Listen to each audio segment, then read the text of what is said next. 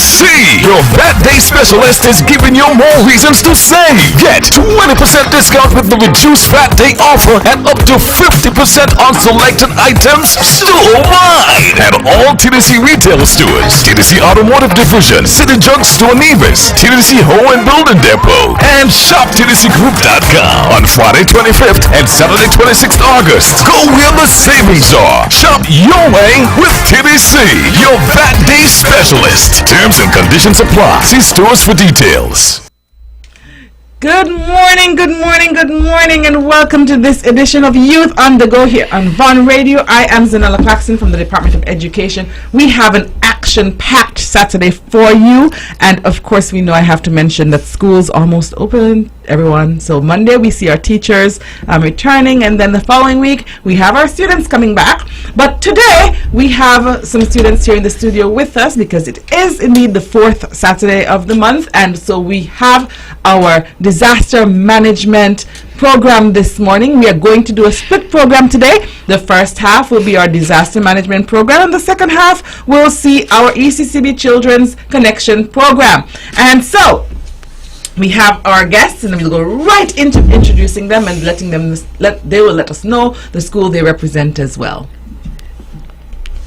My name is Abhijit Srinivasan, and I represent the Montessori Academy School. Good morning. My name is Julian Newton-Grant, and I represent the Montessori Academy Nevis School.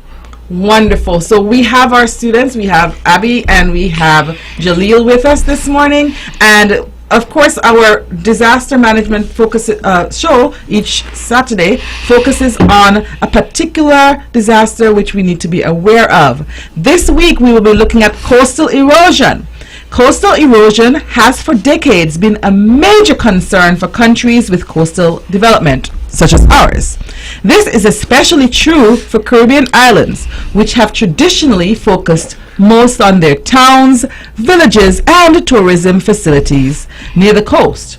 Over the past 15 years, Caribbean islands have experienced extensive damage to economic and social infrastructure as a result of coastal erosion during major storms. And so we'll start, and we let the listening and viewing audience, for those viewing us on YouTube and Facebook, that we let them know what is coastal erosion. Coastal erosion is the wearing away of land and the removal of beach or dune sediments by wave action, tidal currents, wave currents, drainage, or even high winds. Wonderful. Thank you so much, Abby. All right, Jaleel, tell them the processes which cause coastal erosion. There are four main processes which cause coastal erosion: corrosion or abrasion, hydraulic action, attrition, and corrosion or solution. Corrosion is when waves pick up beach material and hurl them at the base of a cliff. Abrasion occurs as breaking waves, which contain sand and larger fragments that erode the shoreline or headland. It is commonly known as the sandpaper effect. Hydraulic action is when air is compressed into cliff cracks after waves hit the base of a cliff. When the wave retreats, the air rushes out of the gap. Often, this causes cliff material to break away.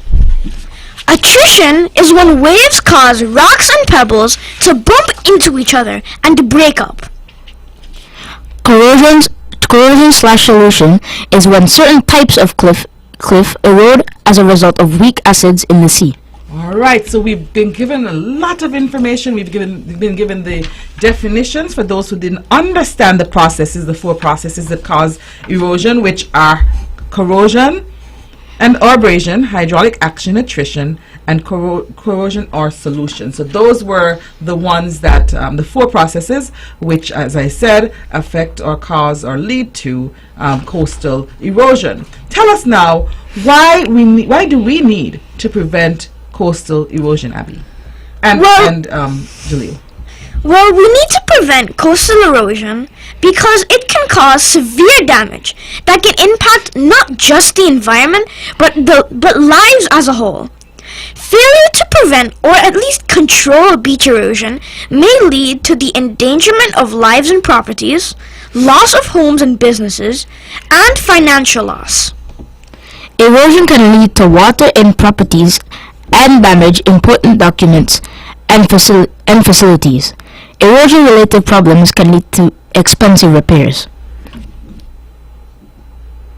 All right. So why should coastlines be managed, gentlemen? Or Abby, tell us, why should coastlines be managed? Well, coastlines need to be managed because they're often used by people to build homes and are used for businesses and tourism. Wow, really good. And Jalil, how does coastal erosion affect humans? Through the loss of fertile soil, makes land less productive for agriculture, pollutes waterways, and can also alter how water flows through a landscape, hence causing flooding. It can force people to relocate and buildings can be damaged. All right, thank you so much. And Abby and Jalil will talk a bit about ways that we can prevent coastal erosion. So what are some of those ways? And we'll start with you. Abby and Jalil will pick up and we'll alternate. What are some of the ways to prevent coastal erosion? Well, you can build jetties. They are long structures constructed of stone, timber, steel, or concrete, which are built perpendicular to the shoreline and extend out into the ocean. Their main function is to prevent sand from flowing into a ship channel, which would make the channel shallow over time. Seawalls. These are structures that are built along the coastline to prevent waves from ever coming in contact with the shore or sand. Groins. They are long, wall-like structures that are constructed of stone riprap, timber pilings, or steel sheet pilings. Groins act as barriers to longshore currents to control the movement of sand particles. Vegetation. It is the strategic planting of seagrass and other coastal plants to help prevent erosion. The roots of these plants help anchor the sand and ensure that it is not washed off in erosion. Another way is using breakwaters. They are barriers to waves. Breakwaters are built offshore to protect part of the shoreline, prevent erosion, and allow the beach to grow. Beach nourishment. It refers to an artificial method of preventing beach erosion. It involves depositing sand on the beach to increase its width. Geotextile installation. It is a popular and highly effective method of controlling erosion and improving soils over which roads, earth-retaining structures, embankments, and pipelines are built.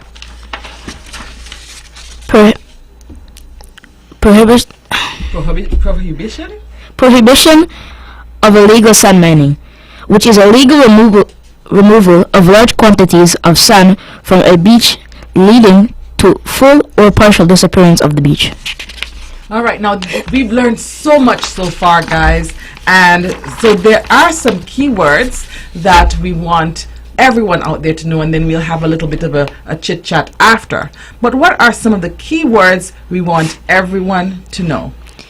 Well, one keyword is deposition. Deposition is when eroding material is dropped by constructive waves. It happens because waves have less energy.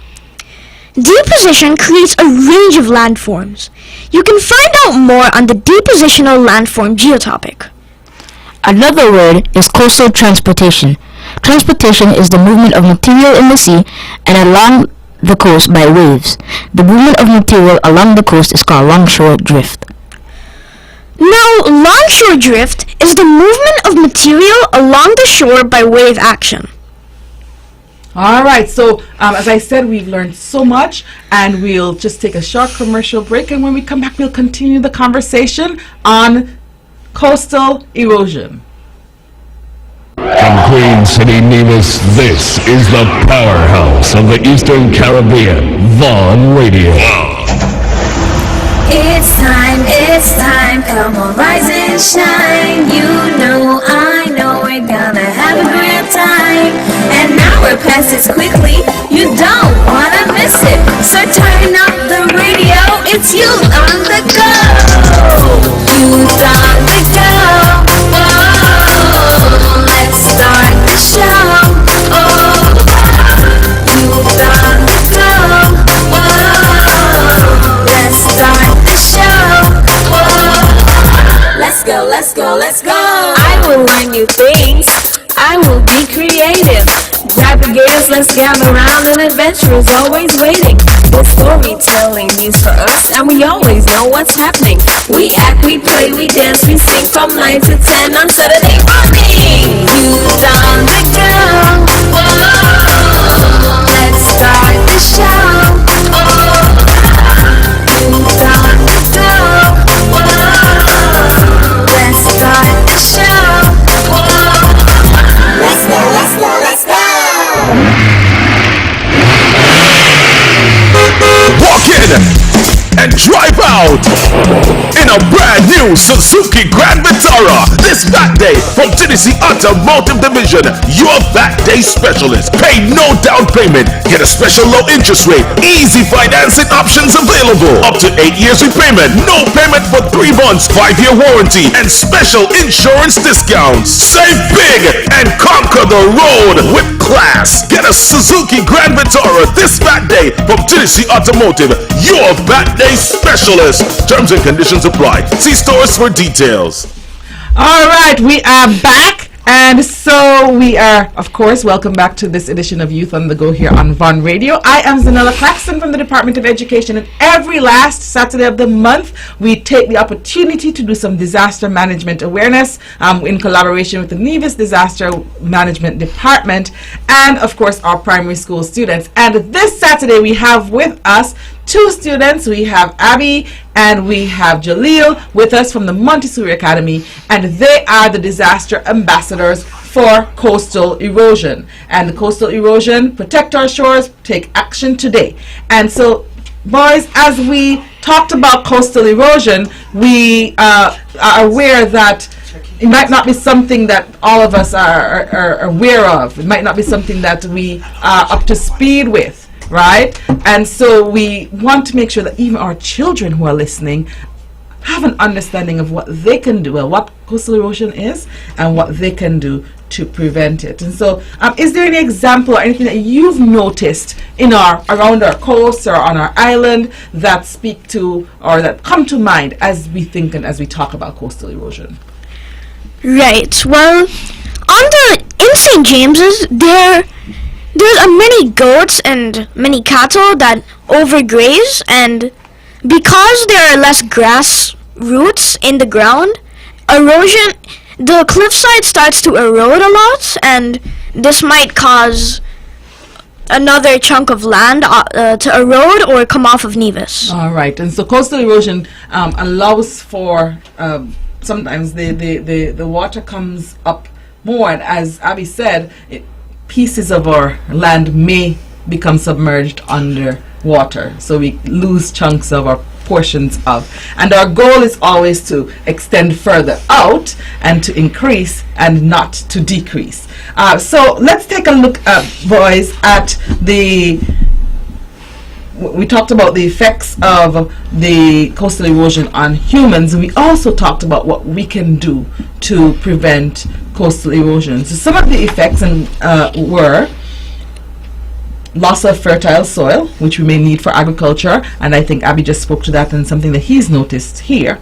Polluting our waterways, because any loose soil can get into our clean water and pollute those waterways, and sometimes they can block them and cause flooding, as Jaleel said earlier. Coastal erosion can also cause people to relocate, as Jaleel said earlier. And so imagine having to move from where you are to somewhere else because the water is coming too close to where you live. And then, of course, coastal erosion can lead to buildings being damaged in 2 ways, I think. One, the water getting closer, and 2, if it gets closer, sometimes it can get into the building. And we've seen landslides as well as a result of coastal erosion, where it gets loose, the soil gets so loose that we tend to see landslides, and sometimes homes slide off land bases because of that. So there are many ways that it affects us as humans, and we can't sit by and say, oh, it's not going to affect us. We need our food, we need our homes, we need all of those things. And because we know that it can have potentially so much of an effect on us, we want you to talk about, or we want to talk about what can we do as children. So we know that you can build jetties, and children don't generally get to build jetties. We can build seawalls, and I think we've seen seawalls. Have we ever seen any seawalls around Nevis? Seawalls are stones in the water, built up like walls. Have you seen those anywhere? Well, I mean, not really, but I think we could, because they might be useful to prevent coastal erosion, as we talked about before. So have you ever been to the Four Seasons Beach area and you've seen like bridges going out into the water piled up like stone, with stone bridges? You've never noticed it? I mean, I've never really been to Four Seasons. Oh, okay. Okay, so in that area, there are actually seawalls, and those were built as a result of one of the hurricanes a few years ago, where we saw the water came up and flooded the hotel, and it caused great damage, and the hotel had to be closed for a long time. And so they built seawalls. So next time, did you have the opportunity of seeing a video earlier this week with a shark close to shore? Anybody saw that? Yes, I actually did. So in the background, if you look into the ocean, look at the video again, you'll actually see some seawalls. Okay, so they are there, and we don't have many of them because it is an expensive venture and it's a time-consuming venture, but it's something that protects buildings along the shoreline. We can use sand or we can use stones as they did. Vegetation. What about vegetation? Can children do anything in terms of increasing or planting vegetation? Is that an action that we can take? Well, I'm pretty sure children could, like, maybe help parents or relatives plant things around an area where coastal erosion might be taking place, or where overgrazing is taking place. Right. So that's wonderful. So yes, children can help, and there are specific types of vegetation which will hold the soil or the sand together. So maybe that's some research that we can do where the roots will make sure that it traps the soil and sand, and we can have decreased coastal erosion. All right. Is there anything else that, and then one of the big areas that tends to affect coastal erosion, which we have a problem with here still, there has been legislation, there have been laws that speak to sand mining. Do we know about sand mining? What sand mining is? Well, sand mining is, as stated, taking large quantities of sand from the beach, which would cause the beach to wither away, basically, and disappear. Wonderful, Jaleel. So imagine that when I was a little girl, and probably long before that, many of the homes built on Nevis were built as a result of persons taking sand from the beach and taking it to build their homes. Now, of course, because there are laws, we're not allowed to take those large quantities of sand that Jaleel spoke to. But back in those days, we had issues. At first we had a surplus, a lot of extra sand, and so we thought that, you know, we could use it, and sand can be expensive, and when you're building a concrete house you want a lot of sand. But because people were taking truckloads and truckloads and truckloads of sand, we realized that over time it had an impact on the beach, and we had issues with sand erosion. And so laws had to be put in place to make sure that we didn't have the illegal sand mining taking place. So now when you're building your house, you have to go and purchase sand by the truckloads. But as I said, back in the day, people used to take their big truck or their trucks down to the beach, load them up with sand, and then go ahead and take it to the site for building their homes. So that's something that has been put in place. It's legislation. The government has put that in place. But as a child, you may, for example, go to the beach and you may see people taking large quantities of sand. Knowing the information that you know now, how would you advise anybody who is participating in sand mining in any way? Well, I would just spread awareness to as many people as possible, because the more people that know, the more people that know, the more people would be able to spread awareness. So the information about sand mining and its bad side effects are spread around the island. So then now people who actually participate in sand mining could, knowing this information, maybe find an alternative or just stop completely. Yes.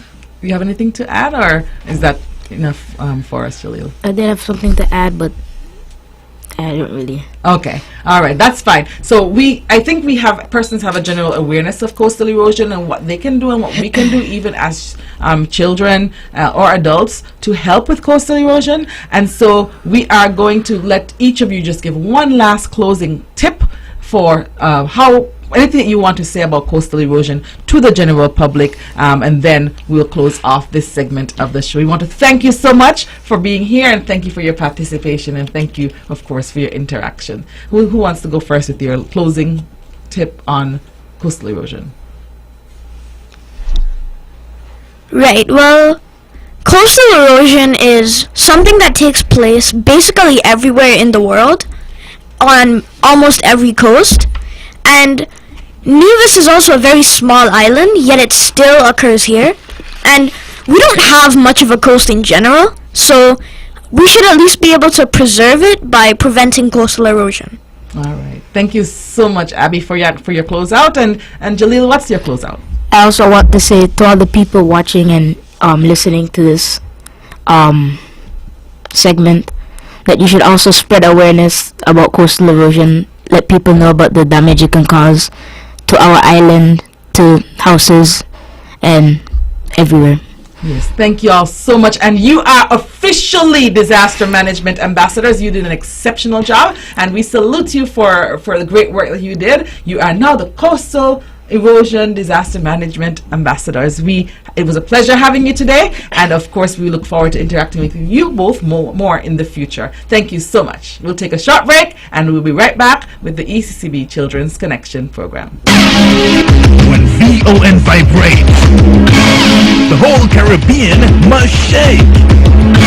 860 AM, the powerhouse. It's time, come on, rise and shine. You know, I know we're gonna have a great time. And now we're past it quickly, you don't wanna miss it. So turn up the radio, it's you on the go. You on the go, whoa, let's start the show. Oh, you on the go, whoa, let's start the show. Let's go. I will learn new things. I will be creative. Grab the gears, let's gather around, and adventure is always waiting. The storytelling means for us, and we always know what's happening. We act, we play, we dance, we sing from 9 to 10 on Saturday morning. Youth on the go. Whoa, let's start the show. Oh, youth on the go. Whoa, let's start the show. Whoa, let's go.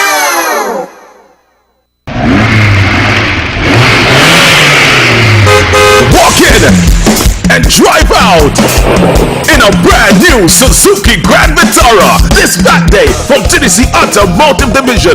Your Fat Day specialist. Pay no down payment. Get a special low interest rate. Easy financing options available. Up to 8 years repayment. No payment for 3 months. 5-year warranty and special insurance discounts. Save big and conquer the road with class. Get a Suzuki Grand Vitara this Fat Day from Tennessee Automotive. Your Fat Day specialist. Terms and conditions apply. See stores for details. Connecting the children of our EC region with good information and excellent mentoring. They started us early and making it easy to manage our money and make a real living. They're linking the children with excellent mentoring.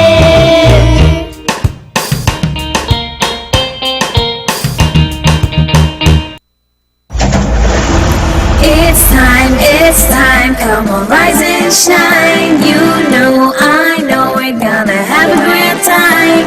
And now we're past it quickly, you don't wanna miss it. So turn up the radio, it's you on the go. You on the go, whoa, let's start the show. Oh, you on the go, whoa, let's start the show. Whoa, let's go, let's go. I will learn new things. I will be creative. Grab your gears, let's gather around. An adventure is always waiting. The storytelling means for us, and we always know what's happening. We act, we play, we dance, we sing from 9 to 10 on Saturday morning. You down the girl. Whoa, let's start the show. Oh, you down the girl. Whoa, let's start the show. Whoa, let's go, let's go, let's go. Good morning, everyone, and welcome to the ECCB Children's Connection program. I am your host, Zahnela Claxton, and with me we have a very special co-host today. And our co-host, I'll allow him to introduce himself. Right, well, my name is Abhijit Srinivasan, today's co-host for the ECCB Bank Children's Program. Wonderful. And so we want to thank Abby for joining us this morning. Ajurne could not be with us today, and of course we wish her a great day. And we are so happy, Abby, to be back with all of our listeners and viewers for another Eastern Caribbean Central Bank's Children's Connection program. Today in our ECCB at 40 Spotlight, we will focus on the second person to serve as the Deputy Governor of the Central Bank, Mr. Trevor Brathwaite. Let's take a quick break and we will be back with the ECCB at 40 Spotlight and today's lesson.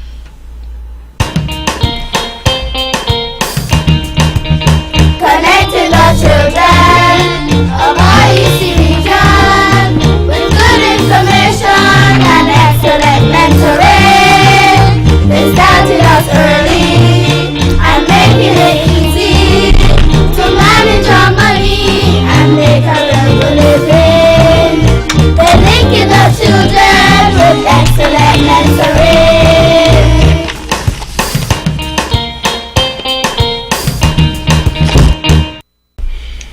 Hi, boys and girls. It's time for our ECCB at 40 Spotlight.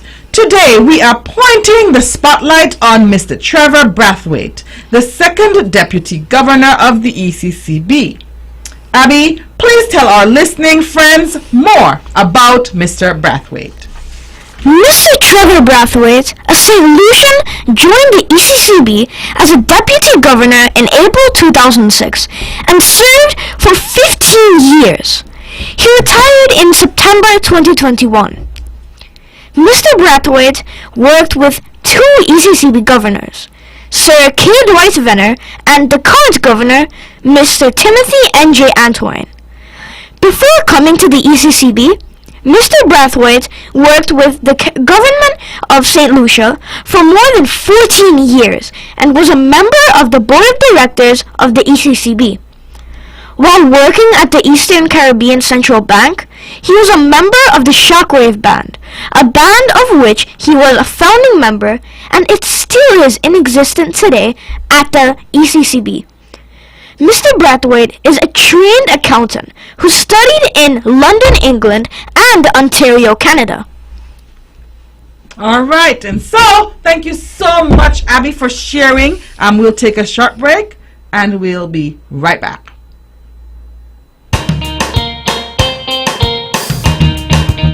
Connecting the children of our EC region with good information and excellent mentoring. They started us early and making it easy to manage our money and make a real living. They're linking the children with excellent mentoring.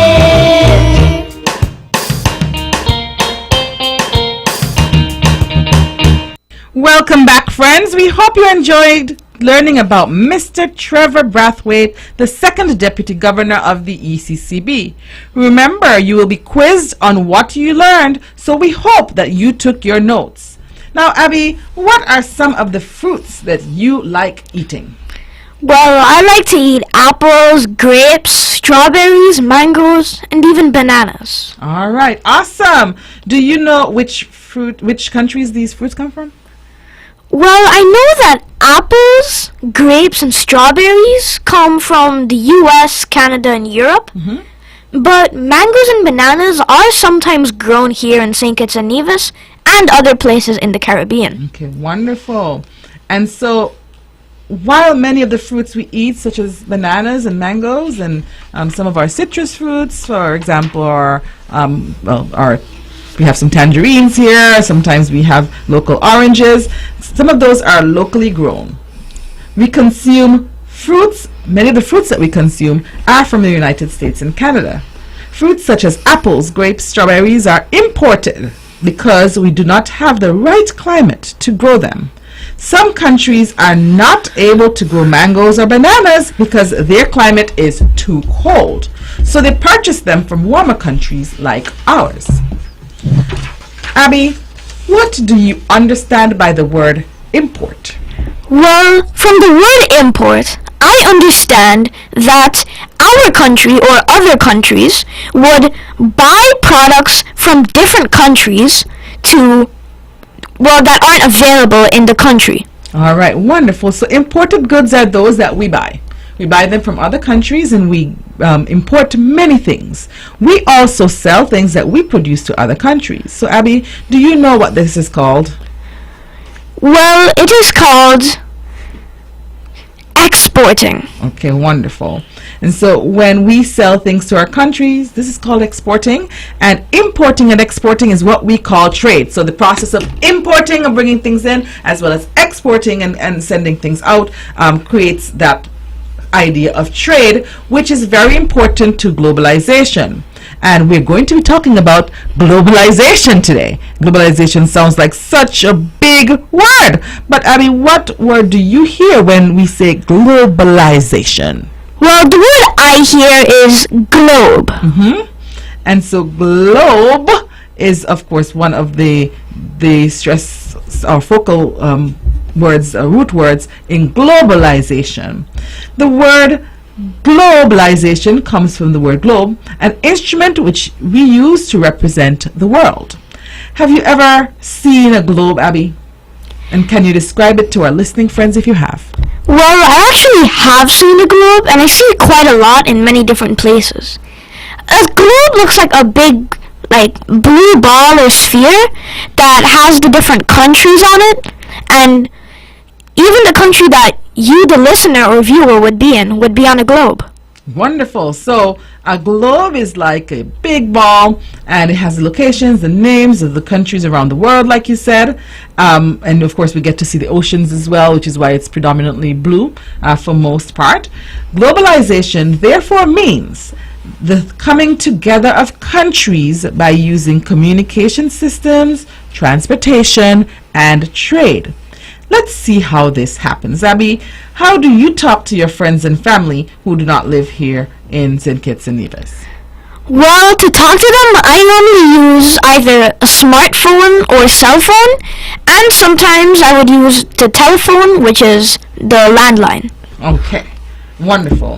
And have you ever visited family members or friends in other countries? Well, yes, I visited my cousins in Scotland or the UK by using an airplane. Wonderful. So you do see how we can have those connections and those contacts with persons who are not here with us in St. Kitts and Nevis. Globalization also includes ways of transporting people and goods from one country to the next. And so, Abby, can you name some of the different ways people travel to other countries? We talked about via plane. Are there any other ways that you can think of? Yes, well, in the Caribbean specifically, a lot of the time we use boats to travel between the different islands. And in bigger continents like Europe and Asia, they use cars or trains to transport to different countries. Depending on how, whether there is a bridge or a break or ways that the countries are connected.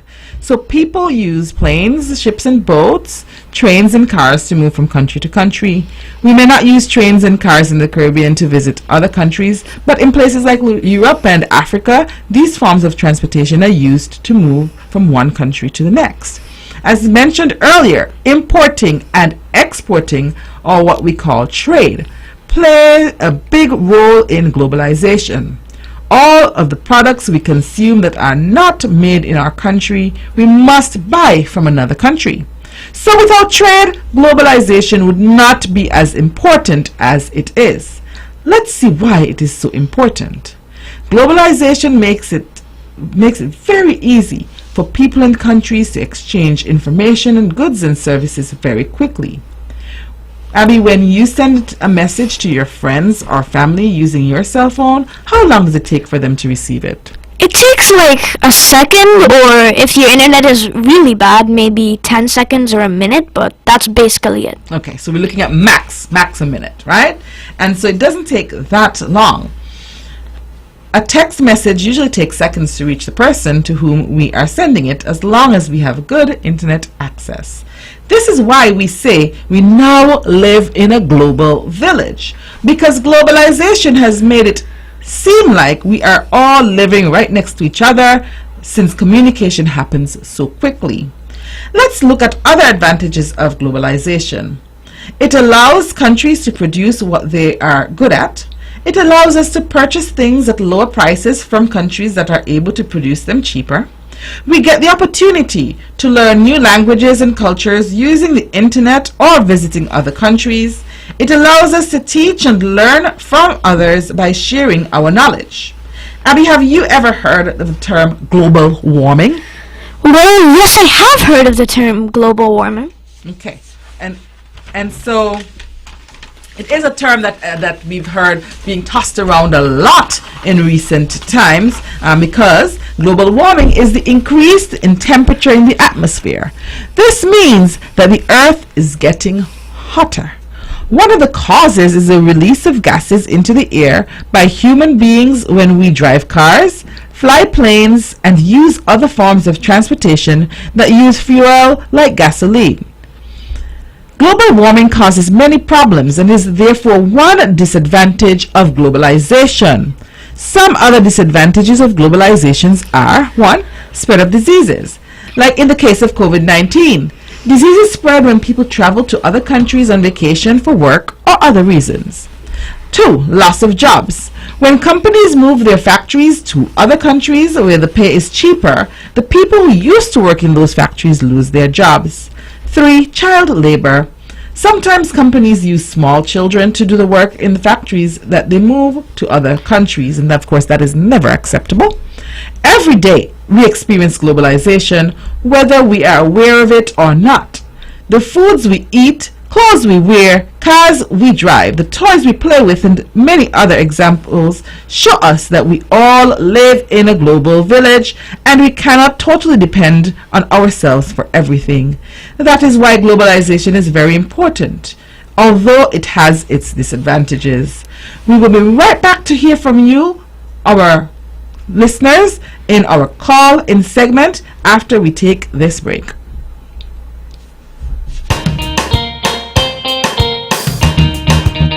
Connecting the children of our easy region with good information and excellent mentoring. They started us early and making it easy to manage our money and make a real living. They're linking the children with excellent mentoring.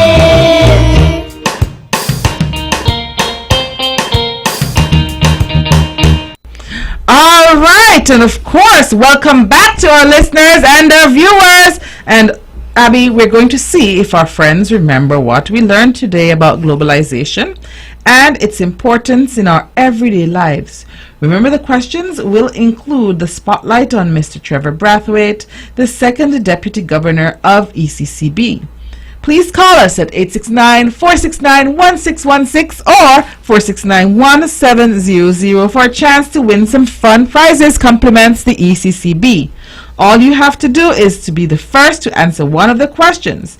And Abby is going to read all of the questions that we have for you today, and you can call in and let us know which question you're responding to. So we'll read each question twice, and then when you're ready you can call in. Just be sure to tell us which question you're responding to. So Abby, I'll let you read the questions. Question number 1 is, who was the second Deputy Governor of the ECCB? Number 2, what word does the word globalization come from? The third question is true or false. Communication, transportation, and trade are very important to globalization. 4. Name one advantage of globalization. And number 5. Name 2 disadvantages of globalization. All right, so Abby, we'll read them again, just in case there are persons trying to get their bearings or trying to decide which question. So we'll read them one more round, and if you don't have any callers, we'll read them a third time. Okay? Number 1. Who was the second deputy governor of the ECCB? Number 2. What word does the word globalization come from? Number 3. True or false? Communication, transportation, and trade are very important to globalization. Number 4. Name one advantage of globalization. And number 5. Name 2 disadvantages of globalization.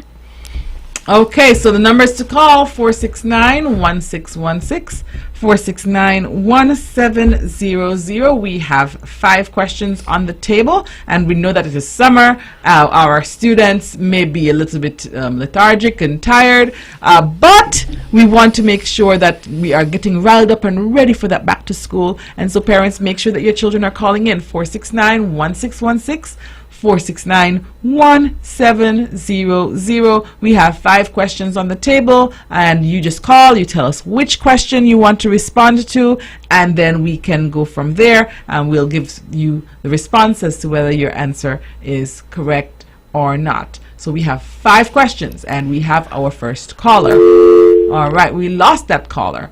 I'm not sure caller, but you can call us back, 469-1616, 469-1700. We have 5 questions. You pick which one you want to answer, and as long as you get the current question correct, you get a prize from the ECCB. You can collect the prize at the Department of Education. Okay, Abby?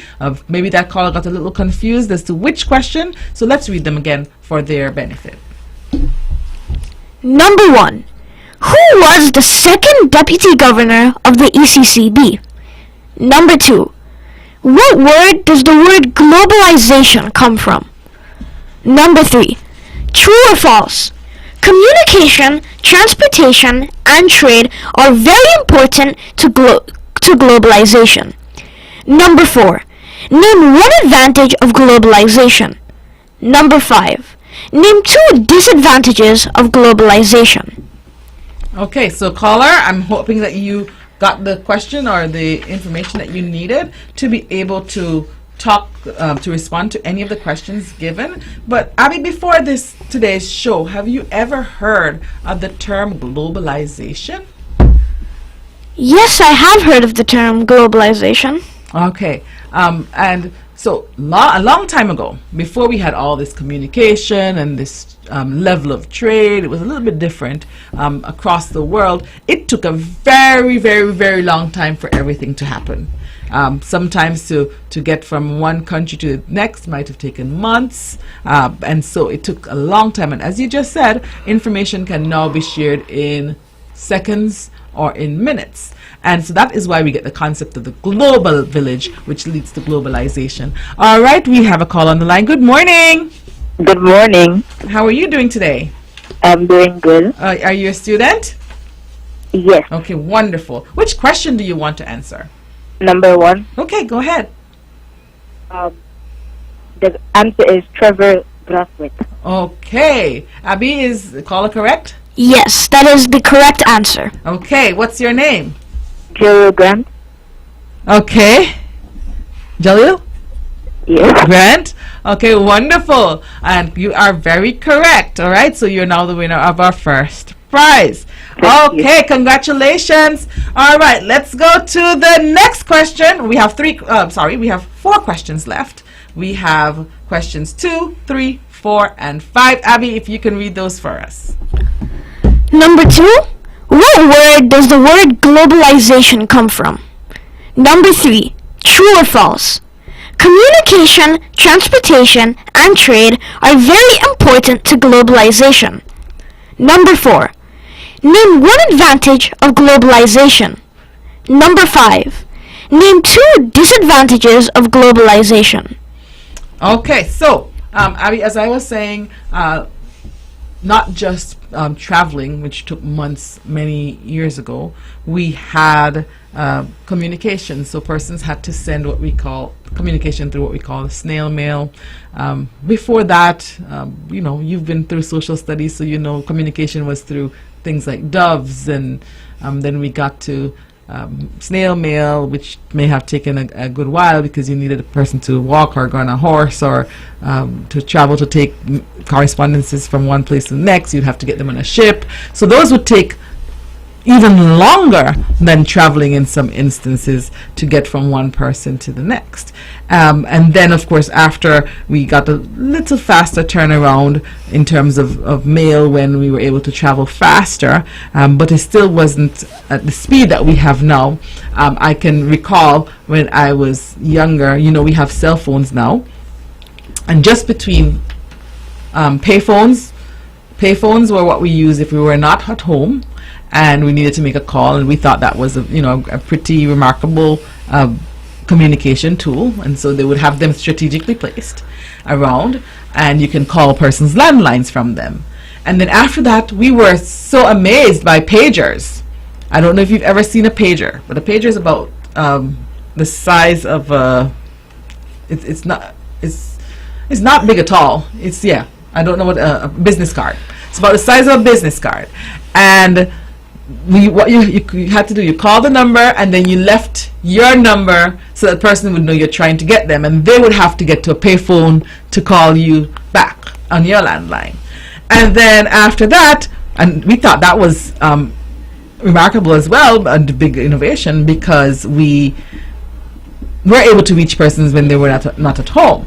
And then after that, we got into our cell phones, and the cell phones were huge back then, huge and heavy.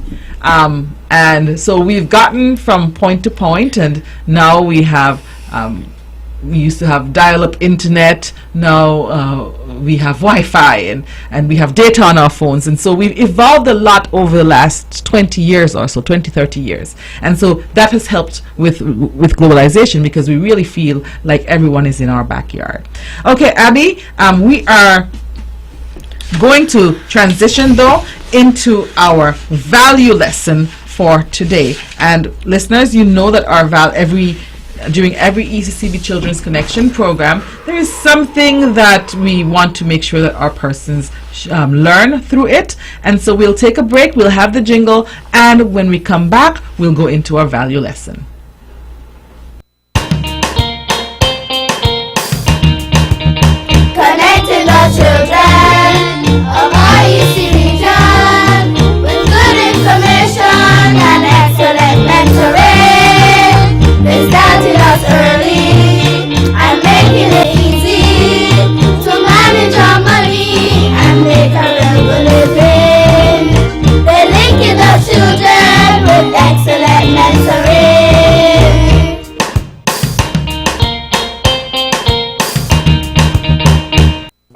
Sugar City St. Kitts, keep it sweet. Keep listening to Vaughn.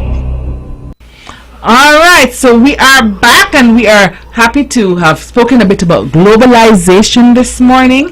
We know an important part of the ECCB Children's Connection program is our value lesson, and today we are going to focus on a specific value, as we do every time we have one of these sessions. Abby, do you have a best friend? Yes, I do. Okay, awesome. I'm not going to ask you who it is. Right? And do you know what it means to trust someone? Well, to trust someone is to, if you were to ask somebody to keep a secret, like if you told them something that you don't want them to tell anybody else, if you trusted them, or if they were trustworthy, they would keep that secret and wouldn't tell anybody. All right. And so you have a general idea of what it means to trust someone. And you said you have a best friend. Do you trust your best friend? Yes, I do. Okay, awesome. And so we have someone, Abby, who, one of my favorite people during the ECCB, one of my favorite guests and friends and he's our virtual co-host as well, because Oliver flies in to share a bit about our value lesson every week. And so we will have our friend Oliver, who will tell us a bit about trust.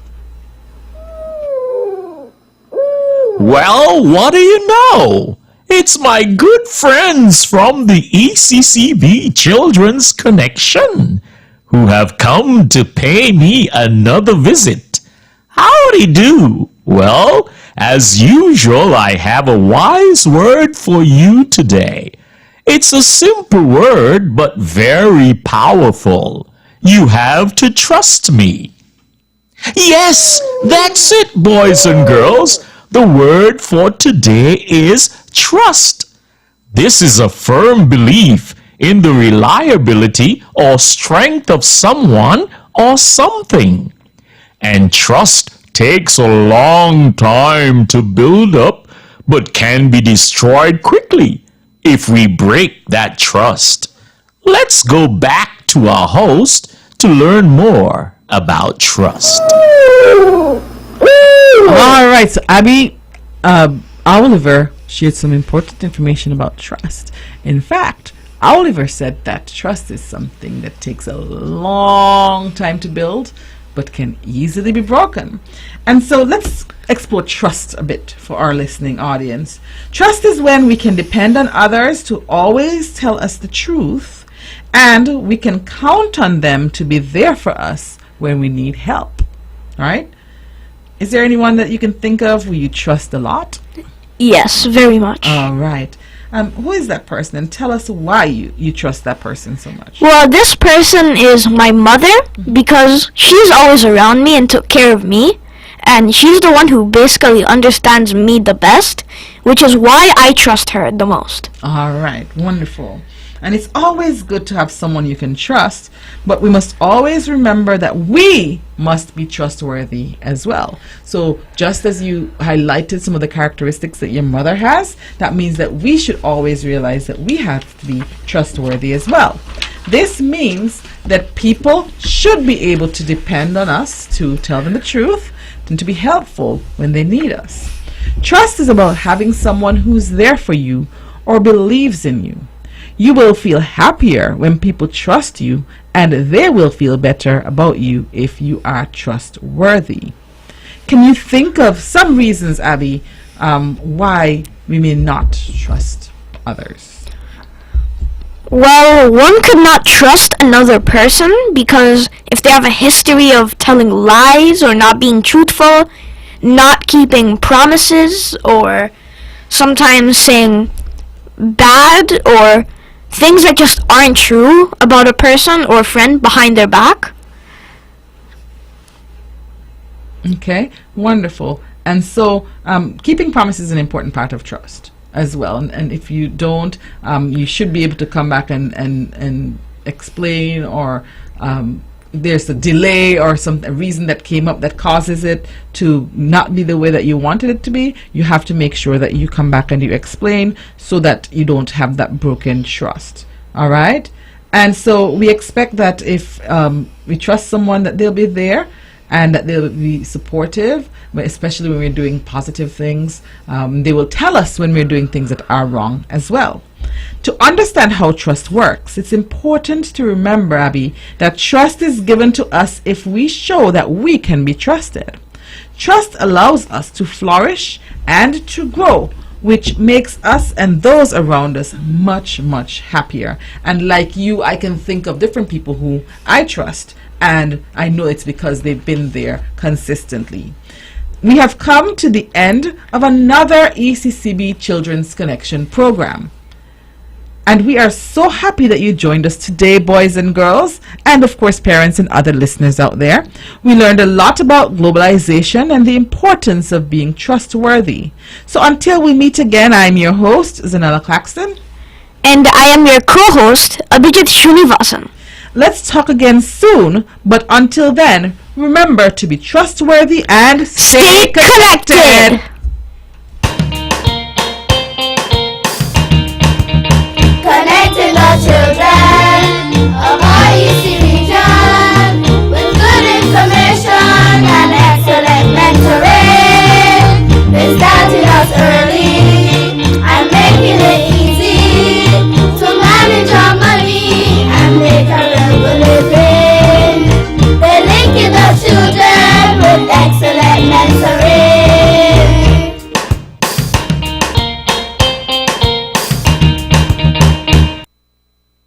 With all the power from the tower, this is the